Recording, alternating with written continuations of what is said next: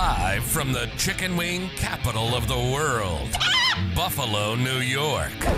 You're listening to the Childcare Bridge podcast, your source for the best tips, tools, and tactics on how to market and grow your childcare center, ensuring total domination. Total domination.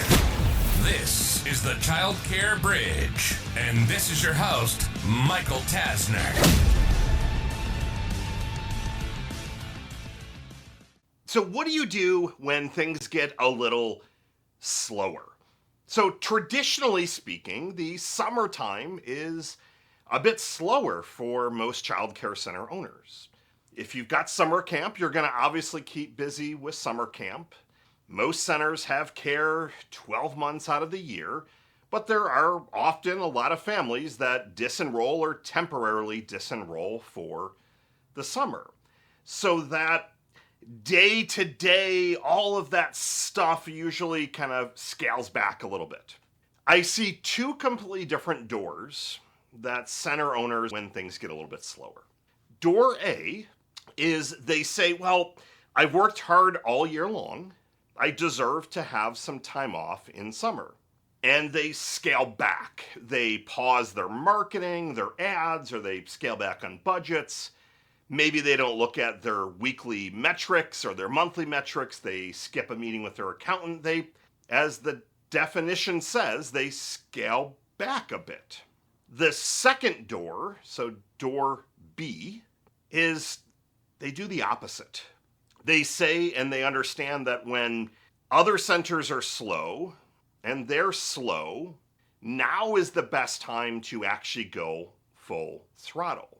And it's the same strategy as the December month. Most center owners throttle back in December. Well, it's Christmas, it's the holidays. Depending on where you live, I live in Buffalo, the weather's an absolute disaster. You scale back a bit in the month of December and you take a couple weeks off between Christmas and New Year's. Now, I'm not advocating that you don't take any holiday time or vacation time.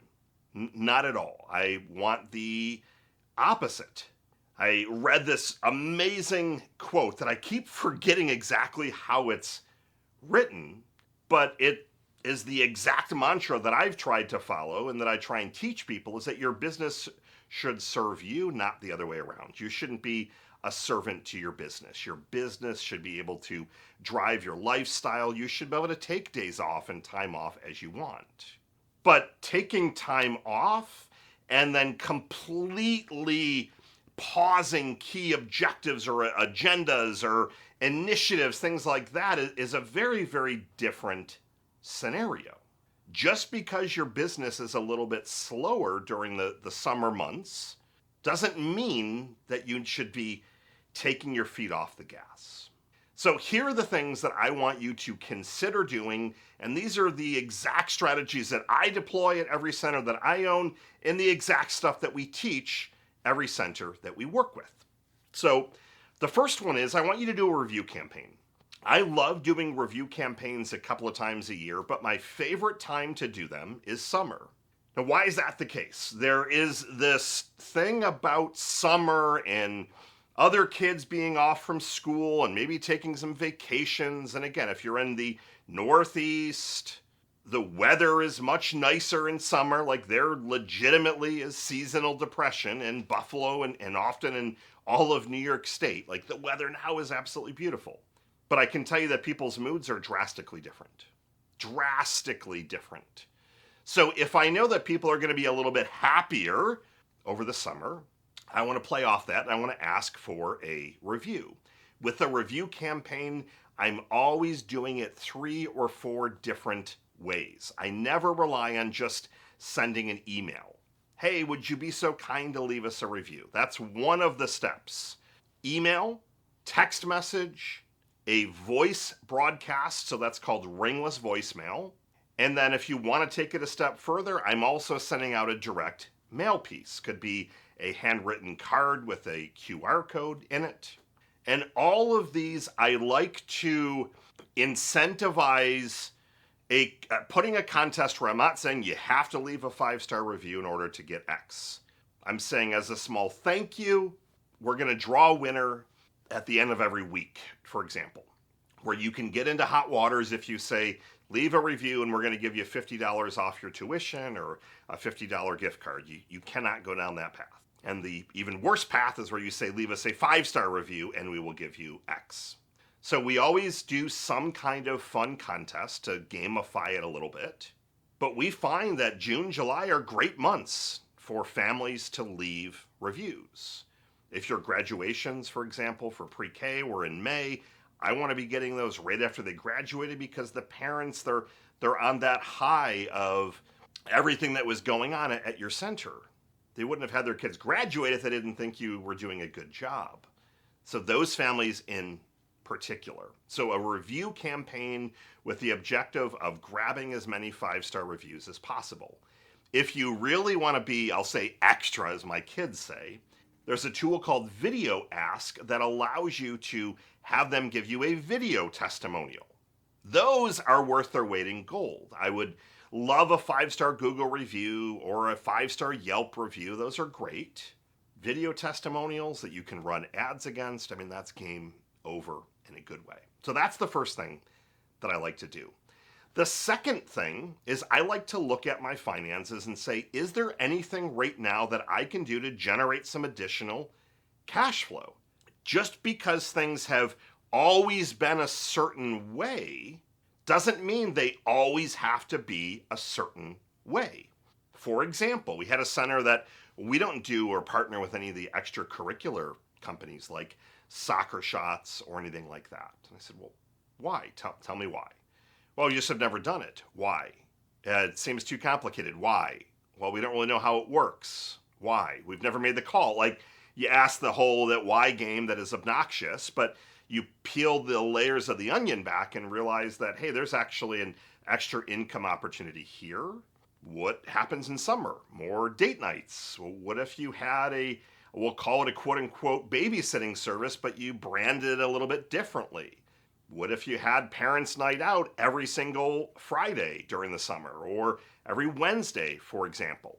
What if you did a movie night? If you have a nice playground area and you can fit people, what if there's something there? And it doesn't have to be you're making a bunch of money. Maybe it's a $5 donation and that goes to charity, for example. Use that time to look at, are there some extra things that you could do, in particular things that you've never thought of? Those are some of my favorite things. Hey, I didn't think about doing this. The third thing I do is I look at how can I strengthen any of my relationships within the local community. Have never met, partnered with, or talked to. Martial arts studios, dance studios, gymnastics, family entertainment complexes. Just to literally rattle off a few. Music lessons, tutoring services. Do you have relationships with those to where you know for a fact that they are referring families to you, that you know that XYZ family, they came because that dojo down the street, we have a flyer up, they have business cards, and they handed them out. This is a strategy that I've taught time and time and time again. I call it the Dream 100 framework. When things are a little bit slower in the summer, it's often similar. Right now is the slowest 2 months for dance studios. Like, there's typically no other, usually it's the slowest time ever. They have their recitals, and then there's usually a couple of summer camps, but they're not all day long. Like, there's a couple of month hiatus where there's no dance. I know that because both of my daughters dance. One of them's 10 years, the other one's been doing it for 5 years. I think both of them since they were like 3 or 4 years old. So if I know that the dance studio is slow, I don't want to go and try and garner that relationship when things are really busy. Like, I don't have time to talk to you. We've got so much stuff going on. Well, strike when they're a little bit slower. They're going to be a little bit more inclined to potentially do something. And do something could mean one of many different things, but it could mean you're bringing them on a fun podcast you want to look at launching. It could be just having flyers at your location. It could be as simple as just having flyers at each other's locations. It could be some cross social media promotion. Why wouldn't every one of these businesses want to help each other out? Especially when you're not competing. You're not going to be taking dojo or martial arts kids to your center and then they're going to leave the dojo, unless the dojo is also offering childcare. They're not going to leave your center and just decide to, well, I want to dance for an hour a day. It doesn't work like that. So you're looking for like-minded businesses that you can partner with, that you both are able to win. A rising tide lifts all boats. You want to help raise that tide up for both locations. So I especially love doing that when times are slow. And the final thing that I love to do is I want to get ready and have a backlog of content and other marketing assets that I can turn on. So while June, July might be a little bit slower, then you know that peak enrollment session and season is right around the corner. Traditionally, August, September, the two best enrollment months of the year, followed by January. I don't want to try and create marketing assets in the middle of August. I want to have that stuff ready to go for my agency. In this case, we're the agency, the Childcare Marketing Group. So I'm going to go out there and I'm going to shoot lots of content. I'm going to interview the director multiple times and ask questions and get some good content for social media there. I'm going to reshoot all the classrooms. I'm going to invest the money in having a professional photographer or videographer come through. I'm going to do the 3D tour of my center so that families can walk through and see and actually move themselves into different classrooms throughout. I'm going to look at, do I want to offer any specials? I'm getting all of that stuff dialed in now so that I'm locked and loaded, ready to go. And when I have these items done, then I can start to scale back a little bit with some extra vacation time. But what I don't do is I don't stop any of the core things. I never pause or stop marketing, ever. The biggest mistake that center owners make, they make it all the time.